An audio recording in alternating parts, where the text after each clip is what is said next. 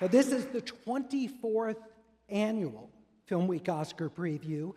We began at the Egyptian Theater in Hollywood. We outgrew the Egyptian. We went downtown to what was called the Theater at Ace Hotel, 1,600 seats.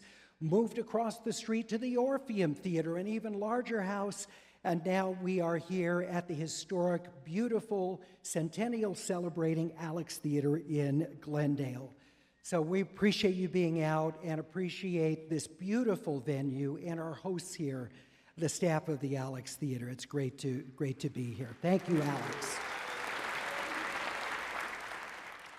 So let me just quickly tell you what the format is. There are going to be 4 major segments. In between the segments, we're going to see clips from the 10 nominees for Best Picture, as well as one of the animated films we think has a very good shot at winning Best Animated Feature. But first of all, in alphabetical order, New Yorker film critic Justin Chang.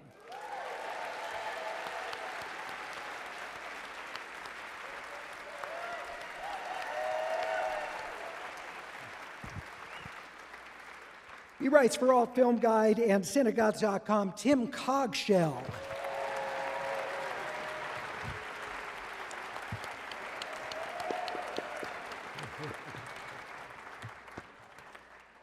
From RogerEbert.com and the co-host of the very popular Breakfast All Day YouTube and podcast, Christy Lemire.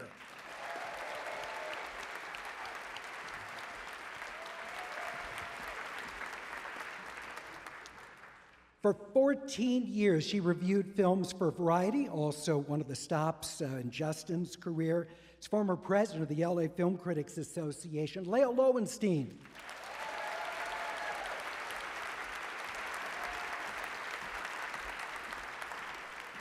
From Cinegods.com, and he writes the Hollywood Heretic Substack, Wade Major.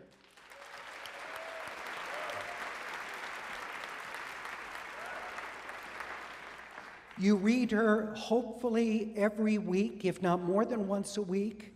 And if you don't, you need to. She's that great a writer. From the Los Angeles Times, Amy Nicholson.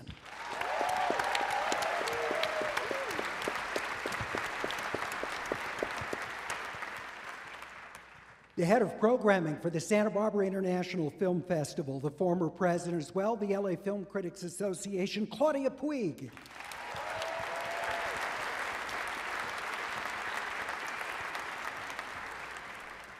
From the Christian Science Monitor and the dean in terms of length of service on this program, must be 35 years. He's been with us on Film Week, Peter Rayner.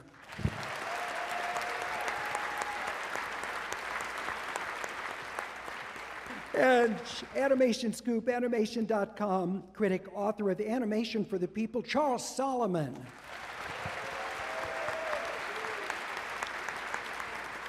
And if you feel moved to boo Charles, I just would urge you just, don't let it go on too long. We don't, you are the curmudgeon here, Charles, but. I mean, I wasn't wearing the button, so I have to do something to assign, to stand out as the curmudgeon designate.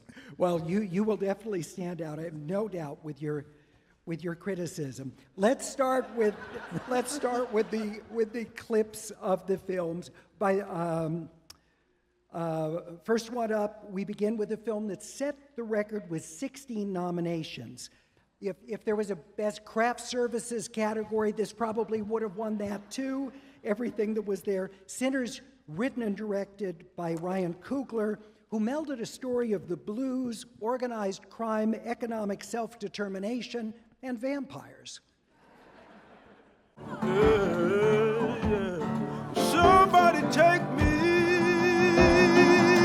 into home tonight. Blues wasn't forced on us like that religion.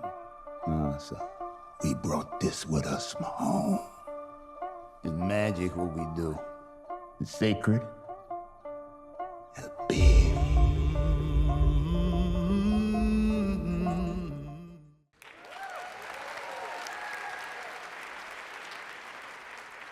Also, a period piece, Marty Supreme offers repeat Oscar nominee Timothée Chalamet in the title role as an ace table tennis player who's always on the hustle.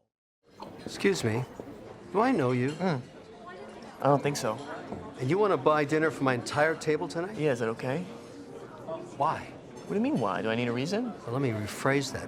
What do you want? No, I don't want anything. It's just my small way of saying thank you. Thank you. Yeah. Thank me for what specifically? For all your products. I mean, where would we be without pens? And if that other actor on screen, that scene looks familiar, it's Kevin O'Leary of Shark Tank, the TV series, acting opposite Chalamet. Paul Thomas Anderson's One Battle After Another also vacuumed up Oscar nominations, 13 of them. Here, Benicio del Toro aids the escape of burned-out criminal revolutionary Leonardo DiCaprio, both of them nominated. No, I'm not going with them. I'm supposed to go with you. I need you, brother. Sensei, please. Courage, Bob. Courage. That's it. Courage. Yeah. Thank you. Hey, thank you, Sensei. Thank you, Sensei. Thank you. God damn it! Viva la revolution!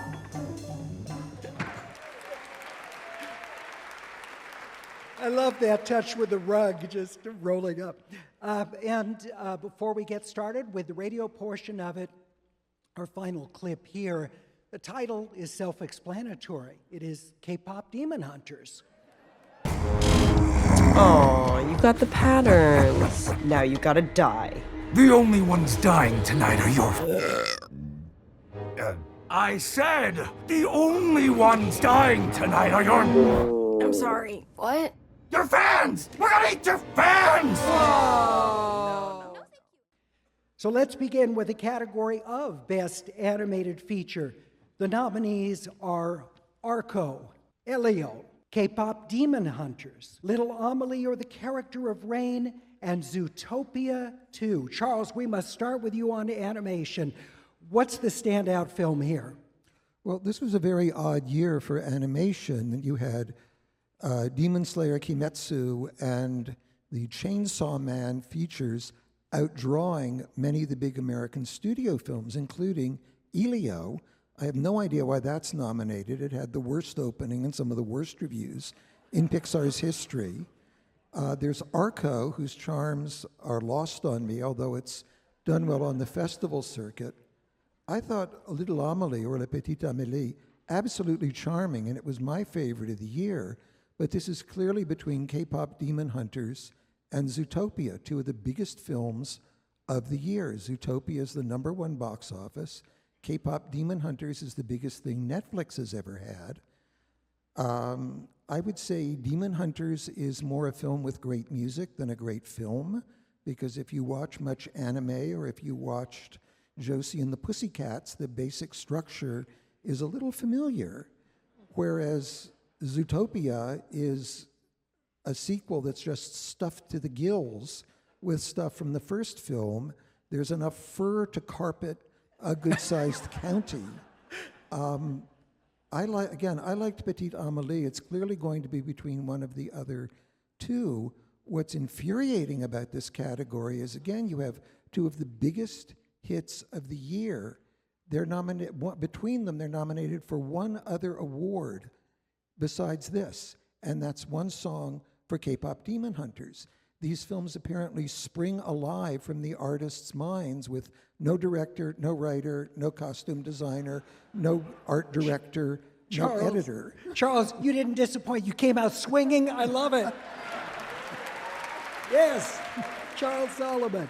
As Bugs would say, me public. Claudia.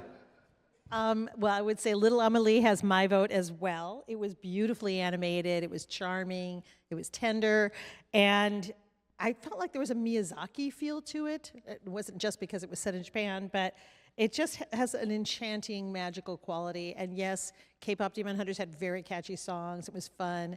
Zootopia was fun too. But for me, it's Little Amélie. I think it was just beautiful. Wade. So I have a 13-year-old daughter. I'm very connected to the world of 13-year-old girls, and I cannot wait to never hear about K-pop Demon Hunters ever again. That will be too soon if I ever do. Look, Little Amelie is charming, but I'm going to be purely commercial here. Zootopia won the Oscar. Zootopia 2 is a better film than Zootopia. It is by far the most entertaining of these movies. It is incredibly well animated. It's a really, really good script. I mean, as charming as Little Amelie is, I mean, this is, for me, no contest. Zootopia 2 should win it, but I don't think it will. I think K-pop will probably ride the zeitgeist. Lael. I disagree with Wade. I don't think Zootopia 2 was better than Zootopia. I thought it was inferior. We're going to do this every year, aren't we? That's right. But of course. Just wait till you see Zootopia 3. There'll probably be one, disturbingly enough.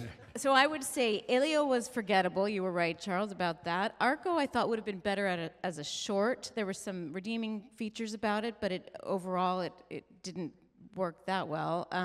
Little Amelie, I thought, was magnificent. It was, as Claudia said, it had elements of Miyazaki. It touches on memory, legacy, tradition, culture of a little Belgian girl in Japan sort of finding her way in the world. A beautiful, beautiful film.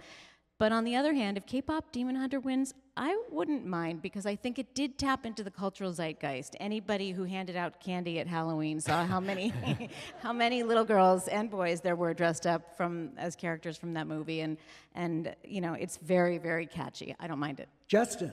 I agree. This is a pretty off year for this category. I like Zootopia. Elio is not so much. Arco, not enough gas to make it to the finish line. First part of the day. Justin, you didn't disappoint either. The king of pop. You will regret inviting me back, Larry. No. Little Amélie is also, I think, absolutely charming and probably the best of the five. My 9-year-old, though, insisted that I cede my vote to her, and so K-pop Demon Hunters, I will say, yes.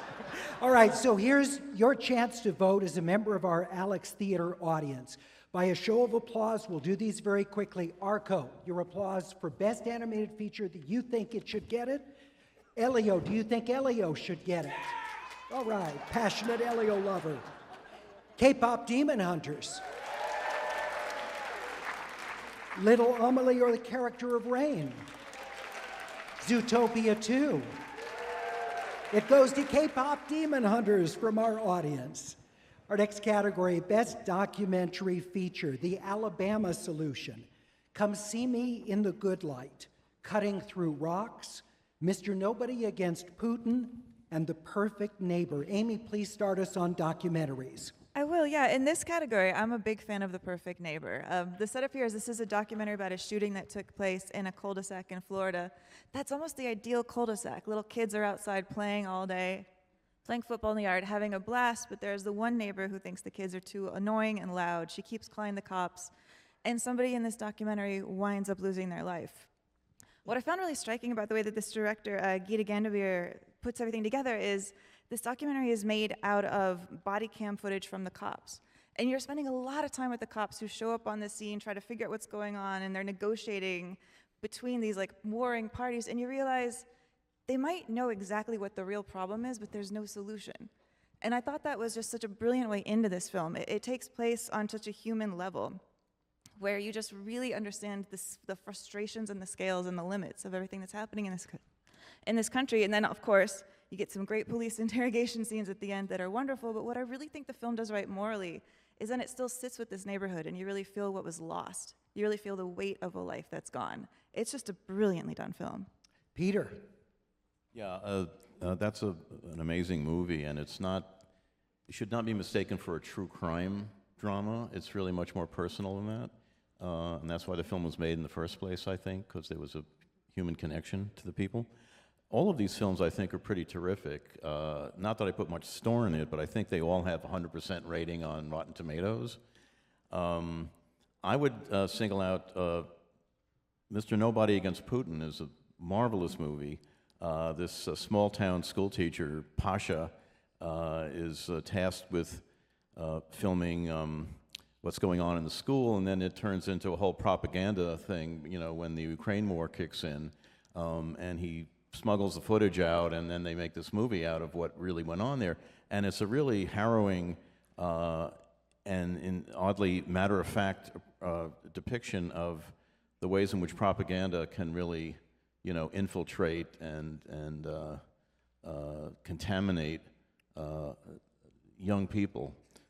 And also the Alabama Solution, I think, is absolutely extraordinary. The whole film was shot basically on cell phones, smuggled in by inmates, many of whom are incarcerated activists. One was beaten to death by a guard, and that sort of sets the whole process going for trying to get some sort of retribution or recognition of what happened. It's not facile in any way. It's not cathartic. There's a lot of inhumanity that's exposed that remains so at the end. But it's an absolutely extraordinary piece of revealing what documentaries can do to really expose a situation. Christy? This to me comes down between The Perfect Neighbor and The Alabama Solution. And what's so fascinating about them is that they both come from authentic, real person on the ground sources of video, right? Like Amy was saying that the body cam from the deputies and the dashboard cam in the interrogation room, that's the entirety of the source of everything we see on screen. No interviews, no talking heads, no reenactments, no walking us through it. They pieced it together painstakingly. And as Peter mentioned, Alabama Solution is entirely shot on cell phones that were smuggled into these inmates. Both of them are exposing institutional, foundational problems that are rotten to the core within both these systems. They're both very specific, but they're also both about America in the big picture. Along those lines, too, Pasha, exposing the indoctrination of these kids in Russia at the beginning of the Ukraine invasion. He's a guy with a camera. It's not fancy, it's not adorned with anything. He's shooting what happens in the classrooms every day. So all three of these films are really just regular people exposing what is happening, and we are all the better for it. But I think Perfect Neighbor is going to win, if for no other reason than because it's on Netflix, and probably most people have seen it. Tim? Yeah, absolutely. The Alabama Solution and The Perfect Neighbor are as close to what that word documentary means as any film can possibly be. They are documents. Except for the amount of editing that went into putting together to tell the stories, there really isn't any influence there. They are what you see. And they're both about race in America. The Alabama Solution and The Perfect Neighbor, at the crux of them, are about race in America. And I think that's something that's important for us to pay attention to right now. I think that The Perfect Neighbor will win because it is on Netflix, ain't it? Yeah. The Alabama Solution, though, is a film that all of you should make a point to see. And to refer to, when you think about documentaries in the future, refer to these two films and ask yourself, is this doc I'm looking at telling me the truth as close as it possibly can, or does somebody have a point of view that they want me to have? These films don't do that. They just let the viewer just see what's unfolding. All right, we have more films to watch. Next up, well, he's co-starring in theaters right now as Heathcliff in Wuthering Heights, but he's Oscar-nominated for a very different role as the monster in Guillermo del Toro's Frankenstein. I need you to make a companion for me. One like me. A companion.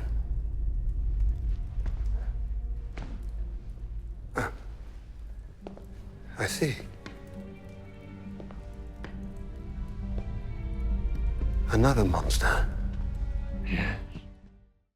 Writer-director Yorgos Lanthimos is back at the Oscars with Begonia, the story of two conspiracy-obsessed men who kidnap a prominent CEO. They're convinced she's an alien intent on Earth's destruction. Emma Stone and Jesse Plemons go head-to-head. Okay, can we talk, please? Or are you just going to keep doing... We don't need to talk. Yes, okay. Because I know exactly what you're going to say. You're going to say that I'm in some kind of internet-induced, auto-hypnotic feedback loop and gatekeepers and norms and all that weak hegemonic horse shit. But that is precisely the limp dick rhetoric that you've been instructed to counter the human insurgency. The Norwegian film Sentimental Value has 9 nominations, including Best Picture and Best International Feature. Its cast puts on an acting clinic. Renata Reinsva, Stellan Skarsgård, Inga Ibsdottir Lilios, and Elle Fanning are all nominated for their performances. Ni två är ju det bästa som har hänt mig. Beste som har skjedd deg? Skulle vært der litt mer, da. Här i familjen är alla arga på pappa. Ni två blir ju så bra. Något måste jag ha gjort rätt, va? Hvordan vet du det? Du kjenner oss jo ikke sånn egentlig, da. Slutt å overdrive, da. Overdriver? Ja. Our next category, Best Supporting Actress. The nominees, Elle Fanning for Sentimental Value, Inga Ibsdottir Lilios for Sentimental Value, Amy Madigan for Weapons, Wunmi Mosaku for Sinners, and Tiana Taylor, One Battle After Another. Justin, please start us on this. I think Amy Madigan has a pretty good chance of winning this 40 years after her first and last until now Oscar nomination for Twice in a Lifetime, which is this incredible narrative. And if she does win, it'll be remarkable because she's the only nominee from her film. She is the only nominee not from a Best Picture contender. So if she wins, it'll be not because of some sweep or she's writing a film's coattails. It's because people love her, they love her career, they love this very funny, very frightening character that she plays, Aunt Gladys, the now not so secret weapon of weapons. Horror performances don't often win Oscars inordinately, and so this is, I think about this as like a great one to file alongside like Ruth Gordon winning for Rosemary's Baby. Yeah. It's in that vein, but even scarier. I like Elle Fanning especially, and Inga Ibsdottir Lilias much more than I like Sentimental Value itself, which I think is a well-acted film, but a grotesquely overpraised one. Wunmi Mosaku is great in Sinners, and she has so much presence and gravity that you just about overlook that the character has been either underwritten or just shaped to suit her presence. But for me, I would give this to Tiana Taylor, who I think is absolutely mesmerizing in One Battle After Another. I left this movie thinking about her as a character as intently and avidly as I've thought of any movie character this year. She drops out of the story early, but her absence haunts this movie more than some actors' presence do. So I think she's great. Leo. Yeah, I like Amy Madigan, but not in Weapons, Justin. I felt that she was creepy, but a lot of the work was done also by the wigs and the makeup, and it was a weird part in a weird movie, and I didn't particularly care for it. So anyway, that said, I do like her. But agree with you, Elle Fanning did a nice job in Sentimental Value, but perhaps not as impressive as Inga Ibsdottir Lilias, who's really lovely as the younger sister walking a very difficult line between her sister and her father, trying to negotiate that. Wunmi Mosaku, I thought, was magnificent in Sinners, and she also leaves a lingering memory. But as you said, and I do agree with this, Tiana Taylor, though she's gone fairly soon into One Battle After Another, you cannot forget her, and you think about her long after. In fact, her absence defines the whole film. Wade. Will Amy Madigan be the third person to win an Oscar in Joker makeup? That's the question. It's interesting. Tiana Taylor was pretty much running the table with all the Critics Awards, and then Amy Madigan won the SAG Award, which we're supposed to call the actor now. And then it kind of threw this category into a big question mark.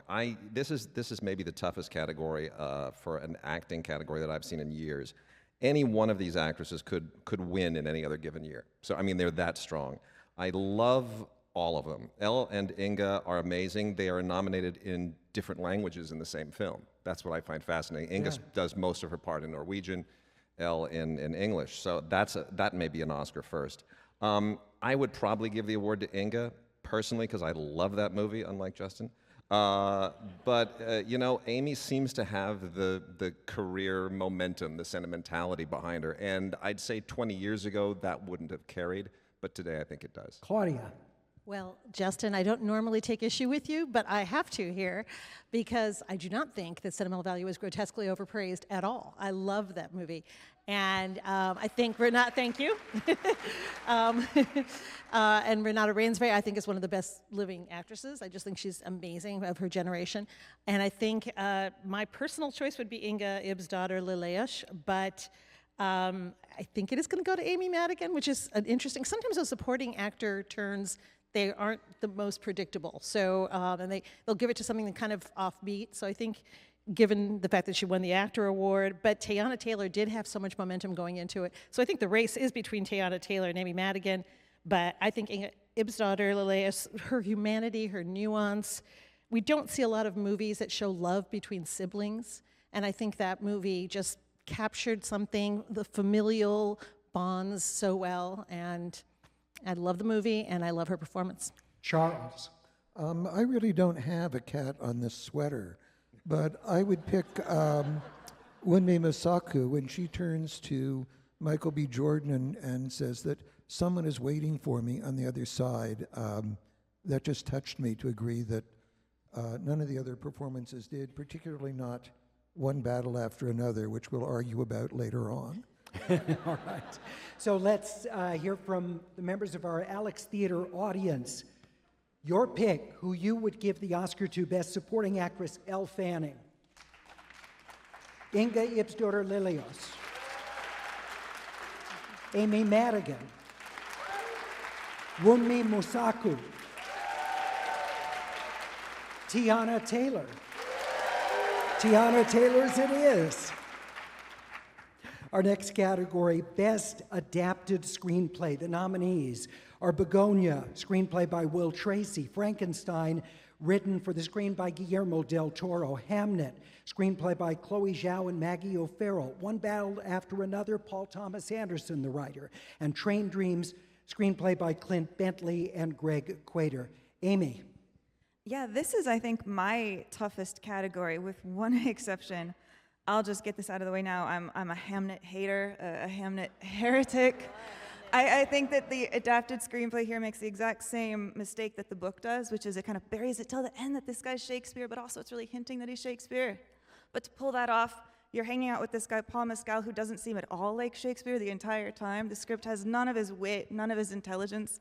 I don't believe that guy's Shakespeare, honestly. So to me, if I'm watching a Shakespeare movie and it just seems like, who's that guy? Why are they married? Does she not know what he does for a living? No. But that said, what I will say that I liked about Hamnet is that it made me really love and respect Train Dreams more, because that's a movie that doesn't do its crying for me. It let me come to that film on my own terms. I adore One Battle After Another because Paul Thomas Anderson just went into the densest book that I honestly couldn't finish, pulled out just the themes and the power and the impact of it and made it completely his own. Begonia, of course, we just saw some of the brilliant dialogue, but I'm going to stick up for Frankenstein just because I'm kind of worried nobody else will. This is a story Guillermo del Toro loves. He tapped into exactly what's prescient about the original novel by Mary Shelley, which is she wrote a story about how the ego and ambition of people who just want to be first is going to destroy this world and create monsters. That's what he did here, and it's brilliant. All right, your pick, your favorite in the category? So I'll say Frankenstein. Yeah. What's that? I'll say Frankenstein. All right. Tim, your pick. Well, I'll tell you, the feat of Begonia here, for those of us willing to go with the conceit of the film, it was getting to the end of that movie and not knowing what the heck was going to happen. Even if you knew what was, I knew what was going to happen. Yet I got to the end of that movie and I still didn't know what was going to happen. And One Battle After Another, the feat there is getting from that Thomas Pynchon novel to this movie. Because there's very little of that book in this movie. This movie is a fresh sort of notion about what Pynchon was talking about, and that's quite a thing to do. Frankenstein. You've seen it, read it, seen it again. No, you can't do that to me. Train Dreams is just about one of the most beautiful things I've ever experienced in my life. Film. That voiceover, it's just an extraordinary film, and watching it is extraordinary. Try listening to it sometimes. Just turn it on and listen to that voice and listen to that music. It's an experience just to listen to Train Dreams. Your pick? Begonia. Begonia. All right. And just put it on in the background and listen to it. Christy. This is one of the easier ones for me to pick. This will be One Battle After Another. It also wins most screenplay.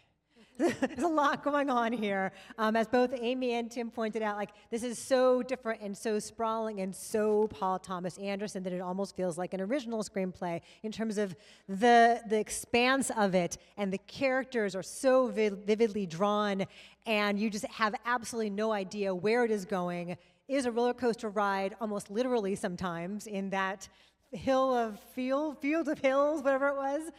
So I think just for the surprise of it, and it's just so alive, this is my pick. All right, and Peter.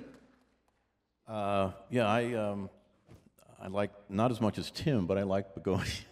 I thought it was, clever and weird and not entirely predictable. Frankenstein was sort of sound and fury signifying I'm not sure quite what. One battle after another, although I admired it, I think as a screenplay, I think it was sort of one thing after another. Also, I don't think, people say this is a movie of our time, this is a movie of now. I think it's a movie of the 60s, essentially. I mean, there were so many things in it that ring true for then, but not now. For instance, that Christmas White Racist Club, that's... It was secretive back then. Now it's right out in the open. It ain't now. Hamnet, can I just take a few quick swings at Hamnet? Yes, but real quickly, Pete. Okay. This is a very high-class sob fest. I think Jessie Buckley's terrific, but I don't get it. She's not quite sure what he does for a living, and the whole idea of making a correspondence between what someone goes through in their life and then the art that comes from it, I think is a really dubious proposition, particularly with Shakespeare, particularly since he did a couple of comedies in between the death of his son and Hamlet, etc. I loved Train Dreams. I think it's a wonderful movie, and it's most eloquent in its silences, which, people think of screenplay, there's got to be a lot of talking, a lot of things going on. No, I mean, you can have something that's very calm and easy and equable and eloquent in its silences in a way that I think this film really capitalizes on. And your pick? Train Dreams. Train Dreams. Best adapted screenplay. Let's hear from our audience at the Alex Theater. Begonia. Frankenstein. Hamnet. One Battle After Another. Train Dreams. Train Dreams. All right. Best Original Screenplay, our next category. The nominees: Blue Moon, written by Robert Kaplow. It Was Just an Accident, written by Jafar Panahi, with collaborators joining him: Nadir Savar, Shadmir Rastin, and Mehdi Mahmoudian. Marty Supreme, written by Ronald Brownstein and Josh Safdie. Sentimental Value, written by Eskil Vogt and Joachim Trier. And Sinners, Ryan Coogler, the screenwriter. Lael. I knew you were going to start with me, Larry. Let's see. Blue Moon, I felt like, it was really about Loren's Hart being stuck in a bar with a bunch of other people, and I felt like I was stuck in a bar for quite a long time with him, which might make it a good screenplay, but it wasn't one that I would like to award. Marty Supreme, I thought, had some nice dialogue and sort of bounced along convincingly, but it wasn't my favorite. Sentimental Value, I think the acting, I agree with Justin, the acting I thought was stronger than the screenplay.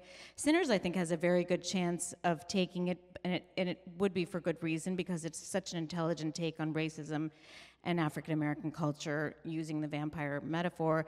But for me, my favorite was It Was Just an Accident by the brilliant writer-director Jafar Panahi. And this is someone who has given his life and many years in prison for his art and may be doing so again. This is just a brilliant interrogation and inquiry into the wages of violence on both sides of the coin. It's philosophical, it's deep, it's humbling, it's very, very humanistic, and it's something that everybody should see. It won the Palme d'Or at the Cannes Film Festival. I hope people see it. And we're coming up on a break, so we'll need to go rather quickly with our other critics on Best Original Screenplay. Claudia. I agree wholeheartedly with Lael. I think it should definitely go to It Was Just an Accident. I don't think that Marty Supreme should even be there. I am not a Marty Supreme fan at all. As much as I do like Sentimental Value, it's about the acting. I think what Jafar Panahi was able to do with both comedy and pathos and drama and tension was just amazing, and it's got my vote. Justin. Jafar Panahi should win this. There is no one I want to hear from right now on that Oscar stage more than one of the greatest of all Iranian filmmakers and one of the greatest dissident artists working today. But I do think that the other great screenplay in this race is Blue Moon, which There are some dialogues between Andrew Scott, who should have been nominated, and Ethan Hawke about art and criticism and elitism and populism. Maybe it was a movie only a critic could love, but it was just music to my ears, and I will abstain from kicking the sweet Norwegian puppy that is Sentimental Value any further. Okay, we're going to duke this one out. All right, Charles?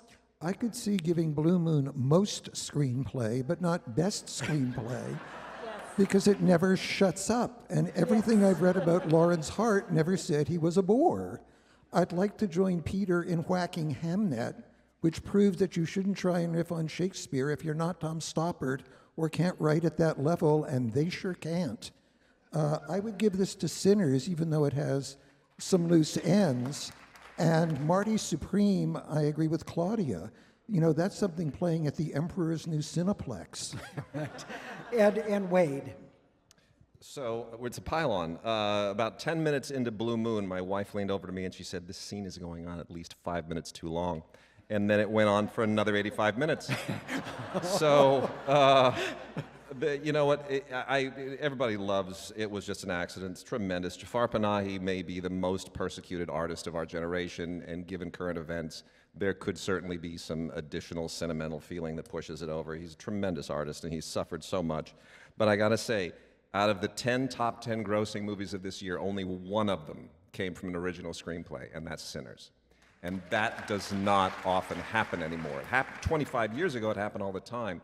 And you cannot discount how important that is, because in the entire history of movies, original films, original screenplays that make it into the top 10 grossing movies, how many of them have predominantly non-Caucasian casts? None, except for Sinners. It's an unbelievable achievement. Ryan Coogler wins this award. All right, let's hear from our audience at the Alex Theater. Best Original Screenplay. If your choice is Blue Moon, It Was Just an Accident. Marty Supreme. Sentimental Value. Sinners. Sinners in a landslide. All right, next category up is Best Supporting Actor, but we have more clips to watch. Last year's Best International Feature was the Brazilian drama I'm Still Here, anchored by a great performance from Fernando Torres. This year, we have another superb Brazilian film, also set in the 1970s, The Secret Agent. It, too, anchored by a great performance, that of Wagner Moura. A high-ranking official is after him, and the leader of a political resistance movement is recording his story.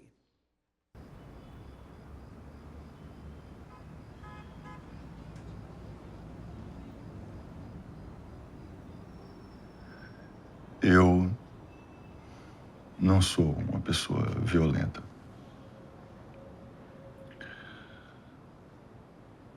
Mas esse cara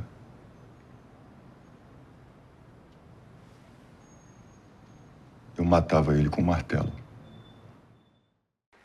Brad Pitt, the fastest cars in the world, exotic locations, it's F1. Giving absolutely no quarter, no benefit to their teammate at all. They're pushing as if they're trying to win a Grand Prix. And this is the battle for last place, remember? And what a brawl it is! Let's go get free. What is this guy doing? Let me through!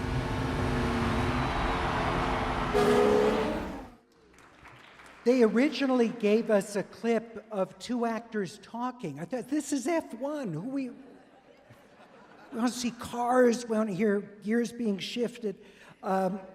My favorite films are often ones where there really isn't a lot of plot, but they take you to a totally different kind of experience. And that certainly, I think, is what Train Dreams does, which offers the great William H. Macy as a logging camp veteran who's seen it all. Y'all going on to another job, or you're quitting for the season? I can't decide. I'm never happy when the job ends for some reason. I just feel itchy inside. That's because it's rough work, gentlemen. Not just on the body, but on the soul. We just cut down trees that have been here for 500 years. Upsets a man's soul whether he recognizes it or not. Our next category is Best Supporting Actor, and the nominees are Benicio del Toro from One Battle After Another, Jacob Elordi in Frankenstein, Delroy Lindo from Sinners, Sean Penn in One Battle After Another, Stellan Skarsgård in Sentimental Value. Tim, I want to start with you. I think this may be the hardest category for me. Where do you come down on this? I agree completely. This was the most difficult category for me because all of these performances are so unique in the way that they are executed. Stellan's performance is so internal as to almost be slight. Where we have Benicio del Toro, who's just plain fun in that role. Sean Penn is as big as any actor can possibly be in a movie, playing that guy in that movie. Jacob Elordi, they got wrapped in all that rubber crap. Nothing you can do about all that. Delroy Lindo, though, so much verisimilitude in that role, in that part, in this movie about vampires. Yet every word he said, every moment in that movie, I felt like I was in a documentary about that guy. And then vampires. So I deeply, deeply hope that this award goes to Delroy Lindo. All right. Best Supporting Actor, Christy. That'd be so cool. That'd be the moment of the night, wouldn't it? If Delroy Lindo won Supporting Actor, I would love that. Yeah, he's so essential. He is so the heart of that crazy, wild story. He really anchors it in a lot of ways. I don't think it's going to happen. I think it's Sean Penn. Jacob Elordi, I think, is pretty great in Frankenstein compared to what Tim said, because he has to subsume himself. And yes, it's a lot of the makeup and the prosthetics and the visual effects, but it's a really deeply physical and kind of inward performance too, and he's got to convey a lot from beneath all of that and also evolve. I do think Sean Penn is going to win this. It would be his third Oscar, and it is the vulnerability of this guy who is trying so hard to be tough, and we see that so much in so many people currently in our government. So I think he shows the cracks in it. And it's a chilling performance, so I think that he's going to win. But I love Benicio del Toro's little dance, and his few small beers. He's so cute. Amy. I love the love for Lindo up here, and I also share it intensely. And the good news for people who wanted more of Benicio del Toro in One Battle After Another is you can watch The Phoenician Scheme, where he plays kind of this bearish guy bowling through the world at a larger scale. It came out with another Andersonian director, Wes Anderson, earlier this year. He's amazing. Sean Penn, I thought, was going to be the person to beat in this category. It's not just like an internal and emotional and a vulnerable performance, it's a physical performance. I think I wrote in my review that he walks like he has an American flag up his, well, you know. Yeah. I want to squeeze in a concession really quick to Hamnet. I do wish like the young boy from Hamnet was nominated up here because I think he's so powerful that I think what works in that movie is him. He is incredible. But Stellan Skarsgård, I wouldn't mind seeing him up there to take this win because what he does in playing this aging line of a director is he's a guy who's trying not to show too much vulnerability, but he lets the cracks through. He's this great mix of egotism, narcissism, and a slight awareness that maybe his time has passed. There's a lot of levels to it, and I just think he's marvelous. Peter. Benicio del Toro would be my first choice. I think he's really wonderful in the movie, and I love the way he's sort of, the whole thing is a kind of deadpan. You know, he's doing all this amazing stuff, and he's just so cool doing it, you know, so unruffled in a very actorly way. You know, it's not like he's walking through it or anything. It's a really well thought out performance, a very difficult job that he makes very funny and very revealing. Jacob Elordi, I guess his performance in Wuthering Heights makes more sense now that you think back on Frankenstein, which is sort of a kabuki kind of performance in a way. Delroy Lindo is terrific. You know, it's this bone deep authenticity as a Delta guitarist, blues player. And Sean Penn, I mean, I would watch him in anything, but I think as Colonel Lockjaw, he's sort of locked down every other part of his body also. So and Stellan Skarsgård, you know, he's reliably good. Justin, I'm going to give you a little bit of moral support here on Sentimental Value. I am not a big fan of this film, except for the acting. Skarsgård has worked with Bergman, you know, in other projects, and I think for me this is sort of Bergman light. On the other hand, Ingmar Bergman light is probably a lot better than Michael Bay heavy, or. You know, That's for another year. Best Supporting Actor, Benicio del Toro, Jacob Elordi, Delroy Lindo, Sean Penn, Stellan Skarsgård. Sean Penn it is, Best Supporting Actor from our audience here at the Alex Theater in Glendale, the 24th Annual Film Week Academy Awards preview, and we move to the Best Actress category, where the nominees are Jessie Buckley for Hamnet, Rose Byrne for If I Had Legs, I'd Kick You, Kate Hudson in Song Sung Blue, Renata Reinsva in Sentimental Value, and Emma Stone in Bugonia. Christy, please start us. This is your only lock of the night. Bet it all on Jessie Buckley, because she's going to win this. Every other category, some things could happen here or there, some variables. Jessie Buckley will win Best Actress. I would not pick Jessie Buckley for Best Actress, but Jessie Buckley made a lot of people feel a lot of things. I did not feel those things because I'm dead inside. However, even though I have a son, I'm like, I'm not ready for Hamnet. I'm going to bawl. I did not cry. I'm dead inside. I love Rose Byrne, and If I Had Legs, I'd Kick You. That's who I would love to see win this, because you do feel the depth of her depression as a mom, and the camera is right there. Like, she has no place to hide, and so she really had to tweak her technique to adjust for that, and yet convey what her character is going through, and it's a journey. So I would love to see her win. I'm thrilled Kate Hudson is here. It's just a charming role. Actually, the first hour of this film I love, and she is charming, and she's singing so beautifully, and it's so warm and so grounded and earthy and sexy. So it's nice to see her here. I love Renata Reinsva always. I love Emma Stone always. But this is Jessie Buckley's. All right. I love that comment about Rose Byrne with the camera. Watching that, I hadn't even thought of that, but that's really insightful. I did a Q&A with her. I'm like, how did you adjust for that? She's like, sometimes I would just stop breathing.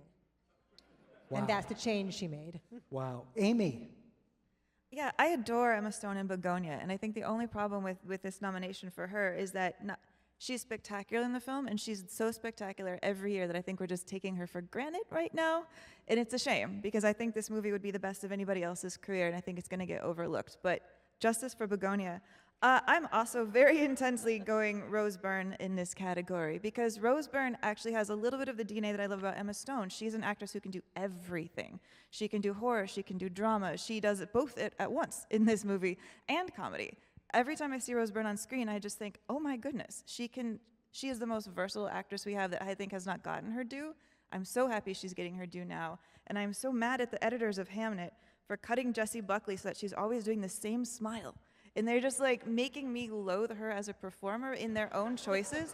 It is not her fault that I find her annoying in this movie, it's the film's. So I'm sorry she'll win. I guess it's fine, she doesn't mind, but okay. Tim.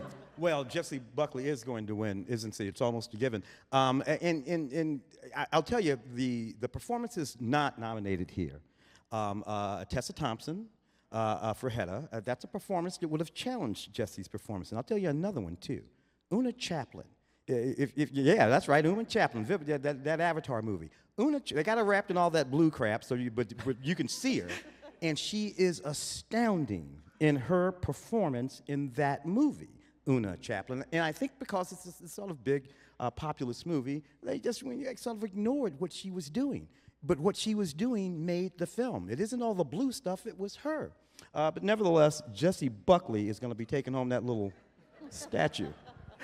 All right, and Peter, we're getting tight on time, but Peter, your thoughts on this category? Yeah, I mean, they're all, I think, worthy. I liked Rose Byrne more than I liked the movie that she was in. I thought Kate Hudson was surprisingly good. I generally am not a big fan of hers, but I thought she had a lot of, depth and darkness and pathos and humor, and, she put it all together in this role. Jessie Buckley, I would probably pick among the others, and I'm sure she's going to win the Oscar. And, considering the fact that she's basically doing a solo in this movie, because Paul Mescal, as good an actor as he can be, is kind of this lump in the movie. And you say, this is Shakespeare? I mean, I understand that, he's not talking the way he might, as a playwright, but still a little bit of that, I mean, he's practically mute. All right, Best Actress, our audience voting Jessie Buckley, Hamnet. Rose Byrne, If I Had Legs, I'd Kick You. Kate Hudson, Song Sung Blue. Renata Reinsva, Sentimental Value. Emma Stone, Begonia. I think Emma Stone, wow. Come from behind win, all right. We're getting very tight on time, so I'd ask you just to be a little briefer on this. Best Actor category, where the nominees are Timothée Chalamet for Marty Supreme, Leonardo DiCaprio for One Battle After Another, Ethan Hawke in Blue Moon, Michael B. Jordan, Sinners, and Wagner Moura, The Secret Agent. Lael. Yeah, boy, there's been a lot of talk about Timothée Chalamet leading up to this, winning so many awards, and everybody kind of thinking maybe it's going to be his. But the one I'd really like to see take it actually would be Michael B. Jordan. I think he does dual roles. Just an incredible job, dual roles. He is not the only nominated actor who does two roles, by the way, because Wagner Moura also does two roles, but we won't give that away. 3 roles. That's right, more than one. But I think it's just an incredible performance with fire and fury and so much passion. And the way he carefully delineates between smoke and stack with physical gestures as well as emotional and psychological ones, just a tremendous performance. I'd like to see him win. Justin. Chalamet prediction. I think Chalamet is going to lose to Michael B. Jordan, who has this momentum right now. This race, though, is ridiculously stacked. I mean, it is like, this is an all-timer of a Best Actor lineup, and I like the other three especially. One Battle After Another is one of the best things Leonardo DiCaprio has ever done. Yeah. And it is such a, he should really do comedy more as he did in Wolf of Wall Street. This is such a better performance than he gave in The Revenant, which was what he won for, and unfortunately is going to keep him from winning this time. I know I'm the lone Blue Moon fan, but Ethan Hawke has been the most consistently interesting and adventurous and varied actor, American actor, I think we have, and he's fantastic in Blue Moon. I would give it to Wagner Moura, just because I think this is an explosion of movie star charisma that deepens so subtly into those various roles that he plays, and he's a revelation in this, and he's Claudia. wonderful. Wagner Moura is amazing in it. And I do agree with you about Ethan Hawke. Didn't like the movie at all, but I liked him, and I would not want to be stuck in that bar either. But I thought he was excellent in it. If I really don't want to see Timothée Chalamet win, right? I think it should be Michael B. Jordan, and I think he's got a really good chance. He's wonderful. I loved him going back to Fruitvale Station. I just feel that he's playing that dual role. He's got that movie star quality. He's got charisma, and I really hope he wins. Best Actor category, Charles, briefly. Well, we saw Timothée Chalamet play an obnoxious jerk with musical talent 2 years ago. Now he's an obnoxious jerk with athletic talent, and maybe 2 years hence we'll see him as an obnoxious jerk working in a laundry, hoping to win the Great British Fold-Off. This should go to Michael B. Jordan, and they should give him 2 statues. Wade.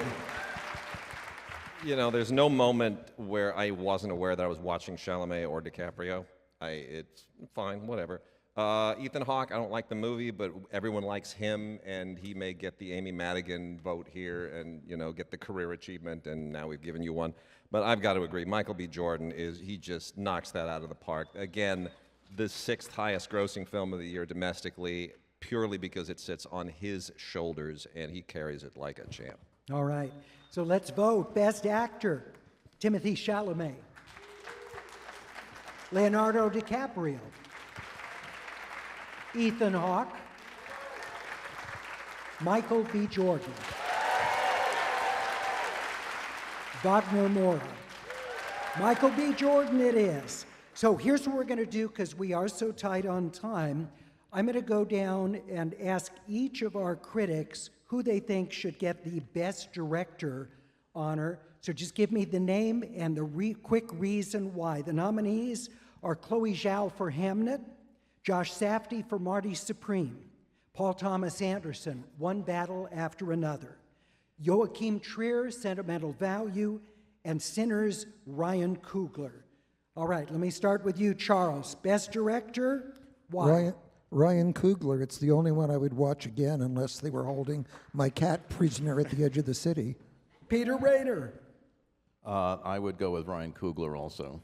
I think, there are a lot of wonderful directors who are not on this list. Ava Victor for Sorry Baby, The Ballad of Wallace Island, James Griffiths, Jafar Panahi Linklater, who did 2 films this year. I remind you, two Nouvelle acclaimed Vague. But Coogler of these 5 for me.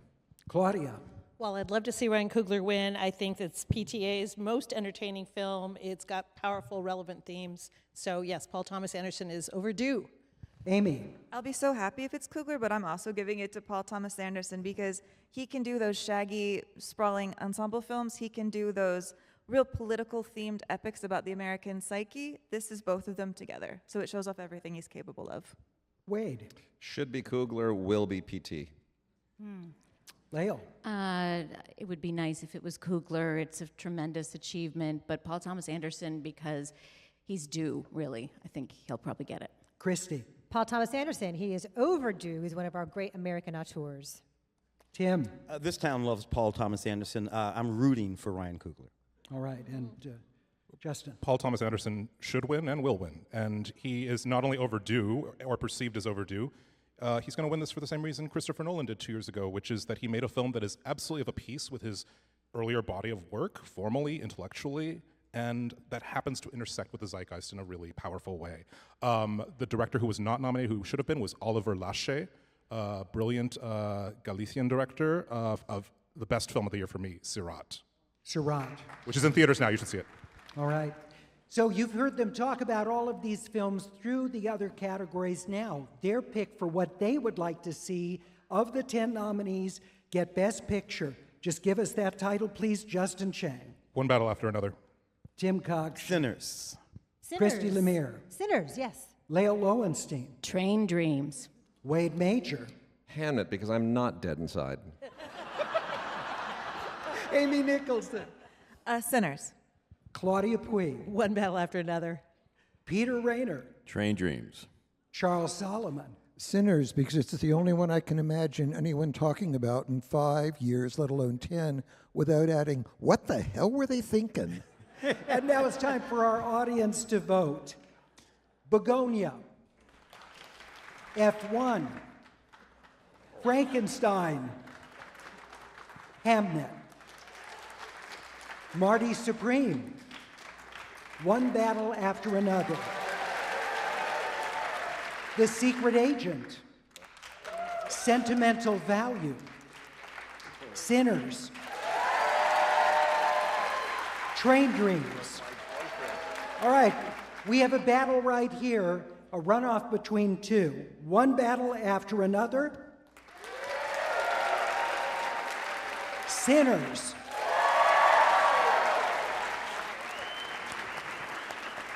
Oh, that was fun. All right, so now what we're going to do, I'm going to be asking some questions of our critics. We did this last year as well. So they can go back and forth and share their thoughts on a variety of different topics related to the Oscars and to movies. So let's start with a little bit of Oscar business. For the first time this year, the viewing of nominated movies is monitored by the Academy in an effort to make sure that anybody voting in a given category has actually seen all of the films that are nominated, or performance, or whatever.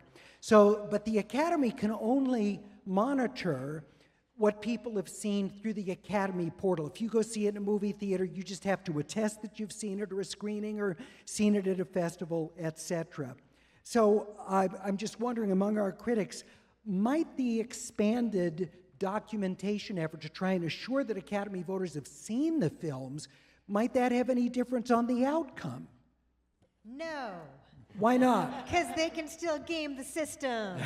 You can They're have, cheaters. Yeah, you can have the movie on your TV on the portal and go fold laundry or go do whatever, and no one's going to know.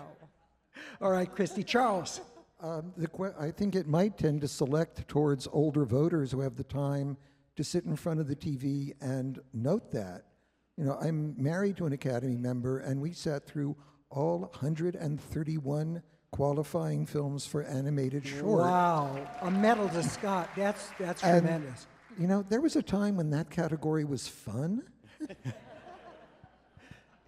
Wade. Whenever the Academy comes up with rules, it's usually for a public relations reason. It's because they're getting a lot of bad press. So they come up with rules that don't really wink, wink, nudge, nudge, that aren't really enforced. It's not going to change anything. It just makes us look better. So Christy had it right. You can still game the system. This is not. This is just a rule to keep up appearances. Justin. I did hear or read anecdotally, though, that voting, there were fewer people were holding their ballots back because some people were trying to honor the system, and so they were seeing more. And so whether they did the laundry thing or not, they, I do think it could have some small impact. People, I always try to remain optimistic, even about the Oscars, because that the possibility of discovery, you see something and you can be transported by a movie that you weren't all that excited about. I will say, though, expecting Academy members to watch all of the films nominated as like a base, that is just a pathetic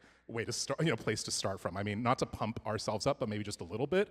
All of us in the LA Film Critics Association watch movies in and out, and I know that's our job, but still, and the Oscars are voted on by people who make movies, not by the ones who are paid to watch and write about them. And yet, why do critics groups routinely pick better choices than the Academy does? Because we've seen the movies.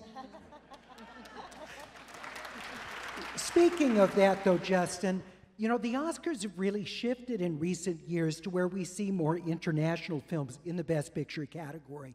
We see more, for lack of a better term, art house types of films. Years ago, those really, it was the Spirit Awards that you would see those.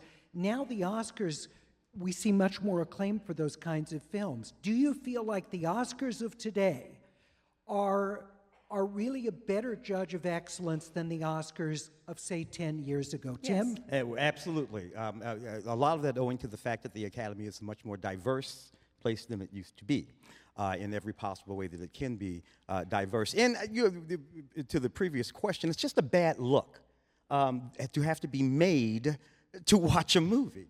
That doesn't make any sense. So yes, I absolutely do think that the Academy is much more diverse, and therefore the films that the Academy nominates are more piercing.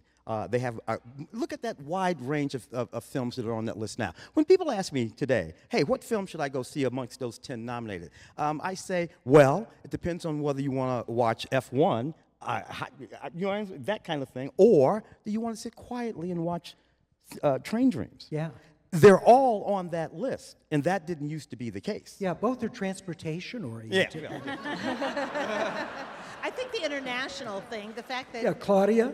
The fact that they've drawn in more people from all over the world, all different ages, and that's why we're seeing so many more international films in the Best Picture category. They're not ghettoized into just foreign language films. And I think that's been a huge and really good change for the Academy. Yeah, Leo? Yeah, I think for the past maybe 6 or 7 years, we've had at least one or more foreign international films among the Best Picture nominees. And of course, don't forget Parasite won both. So yes, the Academy has made a very concerted effort to diversify its membership, to internationalize its membership, and I think that's reflected in the choices we're seeing. So, I think that's meant to address and redress certain problems of the past, like when Hoop Dreams wasn't even nominated, I think, for Best Documentary. Talk about a shock. Right. Yeah. So, yeah. Yeah, Charles and then Peter. Well, remember the last 2 years we've had Flo and The Boy and the Heron over Disney, Pixar, DreamWorks. And that's one of the questions. If the younger, hipper, more diverse group comes in, it will probably go to K-pop. If it's the older, more established, it will probably go to Zootopia. I would disagree about this year. I think there were, I made a list of my 10 best, and with a couple of exceptions that are on the Academy list, they were different, and I think, as good or better. And smaller scale movies. Most of these films didn't get any nominations at share all. just a few titles. Just A Little 3 or 4. Prayer, A Little Prayer, Left-Handed Girl. It was just an accident. It was not nominated for Best Picture. The Coral, completely dismissed. The President's Cake, The Ballad of Wallace Island, Preparation for the Next Life, Sorry Baby. These are all marvelous movies, got 0 nominations and very little recognition by anybody. And, so I can't jump on the bandwagon as, this is a great year for inclusion, because I think a lot of these terrific movies were completely disregarded. Amy? Well, I do think all the positive reasons about why the nominations have become more international are true. I also think there's a negative reason under the surface, which is we're in a period kind of like the late 50s, early 60s, where the studios aren't making interesting movies on the grand scale before. I love the Oscars when it can be like big studio hits that are intelligent, that people love, that are smart, that are movies and films simultaneously. When they don't make films like that, that's when audiences get bored and start really investigating what's awesome in international cinema, looking for ideas, pulling out filmmakers. Our cinema will become better as a result that we're getting exposed to things, but I also wish the studios were following in the model of what Warner Brothers has been doing, making films like Sinners and One Battle After Another, that they were all doing those movies, that they were all being nominated. So there's a void in what our culture is doing here at home that I think I'm glad to see the international films fill. All right. What's the positive and negative of the 800-pound gorilla, so to speak, Netflix in this business now? So what's good about what Netflix is doing? What do you think is harming, if anything, harming the industry? I'll jump into that. I think it's entirely negative. Is Netflix making some good films? Sure. But Netflix is a company that is built on a model that does not work for the rest of the film industry. It's built on a model of scalability. Netflix, for those who are nerds for this kind of thing, Netflix is valued at like 12 times revenue, whereas Disney, for example, is valued at 2.5 times revenue. That is a totally unrealistic expectation. They are flooding the zone, to use a sports analogy, with content, in quotes. And yeah, there's like 3 or 4 or 5 good movies in there, but it is so much, and it is inundating everyone, and it's exhausting everyone. And they have directly tried to attack the theatrical experience, that it has had this really deleterious effect. And that's why we see increasingly in the post-Weinstein era that Netflix kind of comes into the void, and we see people fleeing theaters because there's the balance is off, and streaming has become kind of this shiny new coin that everyone is chasing. And it's not paying it off. But the other side of that, though, Wade, is that if you want to watch cinema from a particular country or series that is niche-oriented, Netflix brings all that stuff to you. You never would have had access to before. There's a great graphic that floats around on social media sometimes, and it's a triangle. It's at the bottom is passing time, in the middle is spending time, and the top is making time. Passing time is YouTube. Making time, or spending time, is Netflix. Making time are theatrical films. Netflix has a place, but it needs to sort of know that its place is in the middle. And we need more movies that get people to make time. I'm going to take time out of my day, push pause, take my $15 or $20, drive to the theater, pay for parking, buy popcorn, and make an investment in 2 hours. It's going to change my life. Tim, that's what we need. Yeah, Tim. I'm not gonna disagree with any of that, but it seems to me that that's not a problem of Netflix. That's a problem of the studio system in the movies that the studio system makes. Those making time movies. Everyone's chasing Netflix. They all decided that Netflix was the thing to chase. Because their a lot of folks want to make money. And if you have a small film, or if you have a film from someplace else in the world, a television show or whatever it is, Netflix will give you the money to do that thing. And whether or not it connects with an audience, well, we'll have to see about that. But that's still not Netflix's problem. That's the studio's problem. Netflix is just doing what Netflix does. If you guys don't like it at the studios, then do better. If we can talk people out of not spending all that money you were talking about and hanging around at home and watching this television, well, then that's what we did. So you guys have to do better. And what I'm rooting for is for the studios to do better. Claudia. Yeah, I think it's ironic that the two of the movies of all the Best Picture nominees that should be seen on a big screen are Train Dreams and Frankenstein. Yeah. Those are absolutely gorgeous on a big screen, and they're Netflix movies, and probably very few people have seen or will see them on a big screen. So they really shoot themselves in the foot, at least when it comes to these awards. They want awards desperately badly, but I think, if there was more of a window where they could be in theaters, but there isn't.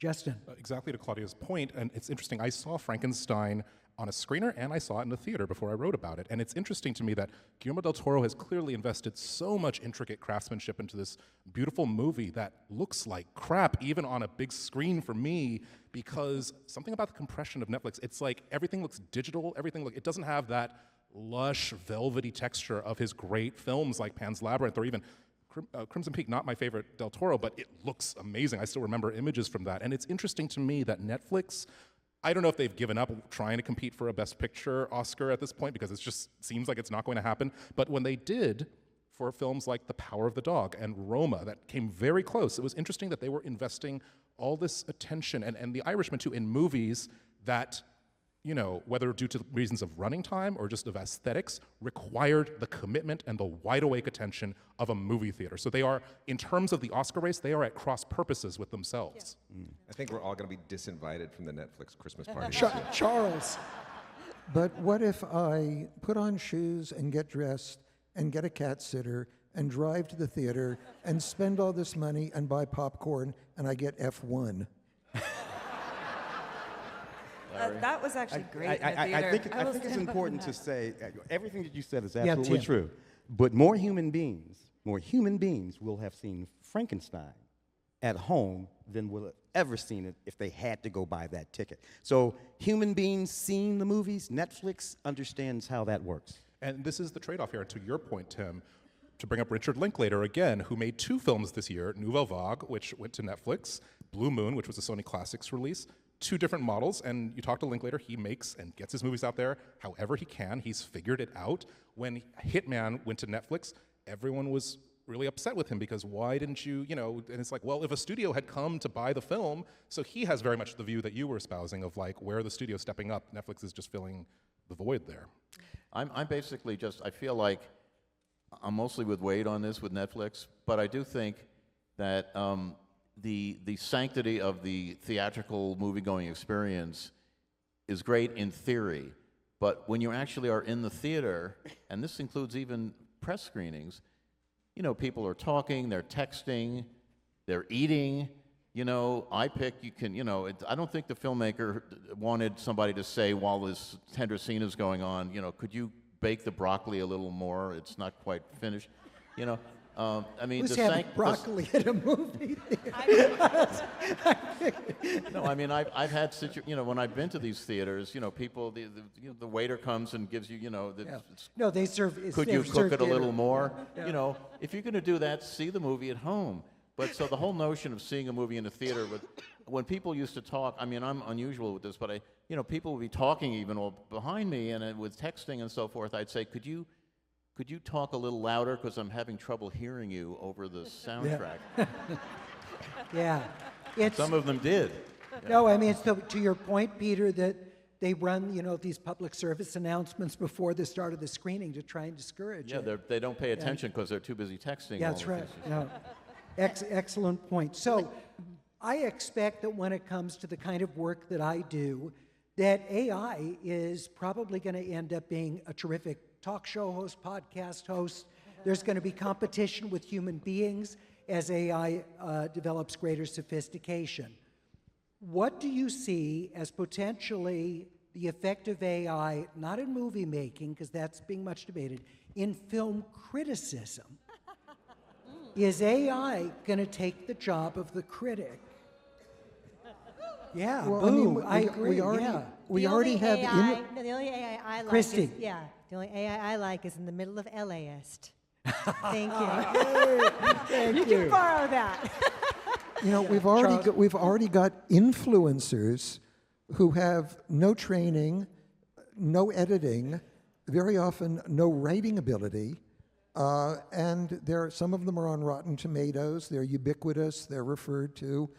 I think serious criticism has had a blow struck to it. There are, some critics, many of them here, whom I have real respect for, who actually know their field, who have studied related areas like art history and literature and technology, so they have a greater understanding of what they're looking at.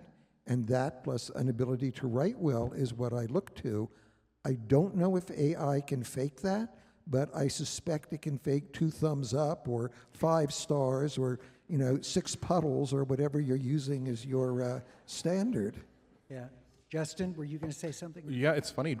Before the show, we were talking about AI and film criticism. I teach film criticism, and it's fending. This obviously applies to academia, well outside just journalism or film criticism. But the use of AI just by students in a way that is so normalized, they don't even realize that this is plagiarism. And I'm sure anyone on our jury who's taught has some experience of this. And it is very disheartening, and yet at the same time, it's heartening to see all the students I can speak from my experience, who don't do that, and whose voices, who clearly are nurturing their own voices still, and there is this human touch and this human pulse in their writing that I see, and so you said you had gotten your own prose back.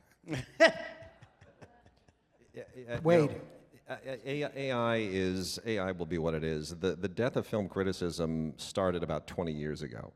And I think everybody remembers there was an actual day when the LA Times said, we're going to stop covering all the films that get released. We're just going to cover certain ones. And everybody, I remember the people at Laemmle and Landmark were just crestfallen because they said, okay, now that little movie that we were banking on getting a review to bring out the audience, it's not going to happen. That was the beginning. And Movie City News used to run a list of the last 100 film critics in America. And I think a few of us up here were on there, and 4 of us here worked for Box Office at one point. And we were so happy. Hey, I'm one of the last 100. And then there was this midnight massacre where the entire critical staff of Box Office was canned in one day. And we're like, well, so much for that. I remember that day. Yeah, that was a great day, wasn't it? Yeah. And since then, we've gotten to a place where the majority of the critics in the LA Film Critics Association are not staff critics at major publications. We're freelancers. We have our own sites. We're entrepreneurs. There was a turning point. That was probably 10 years ago or so. So this has been about a 20-year cycle. And what's AI going to do to it? I mean, I don't know. But I think we have to look at the roots that started this 20 years ago. That's where we have to turn around. I guess the reason I asked the question, and we're getting tight on time, is AI is able to aggregate. So if you have, say, and I'm sorry to use you as the example, heaven help us if this happens, but you take, Justin, sort of the mass of your knowledge, all the incredible criticism you've done and synthesize Justin Chang and then apply that criticism to the latest film, that would be a very sad day. I mean, not to sound like a freak, but my boyfriend and I actually did that one night to make me scared. He said, write a review of this movie in the style of Justin Chang. I'm not kidding. Really? Oh, yeah. And it nailed him. It nailed him, and it nailed me, and I was horrified. Were there puns? It was Like, actually the bad scariest puns? moment of my life, honestly. Wow. I think what it comes down to. I've got to tell Because you. that's the thing. It knows everything we've written, so it knows us. It knows how we phrase. It knows how we style, think yeah. of things. Yeah, Peter? I think, part of this discussion is, I think film criticism at its best is an art. It's not a science. And, AI may eventually be able to figure this out, but it's not a checklist. I like this, I didn't like that, the cinematography was good, this is the plot. That's not real criticism.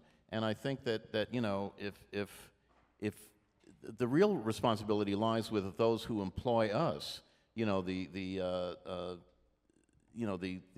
publishers and the editors who want real criticism, and there's very little of it left. And I'll just say something very self-congratulatory here, but I've heard from many publicists in town that this show is the savior of independent documentary foreign language films. That is so nice. Charles, quick comment? Yeah, in a related field, someone did an AI program that would make an image look like something from Studio Ghibli. And somebody sent me an image of myself kind of Miyazaki-ified, except if Miyazaki had done it, it would have been brilliant. Just as I can't imagine going to the store and getting a Mr. Punster and thinking it would replace Johnston. It couldn't. No, Justin's one of a kind. I want to piggyback on something you said earlier, Charles, and that is about the ability to learn from each of you. I look forward to every week with Film Week to be in your presence.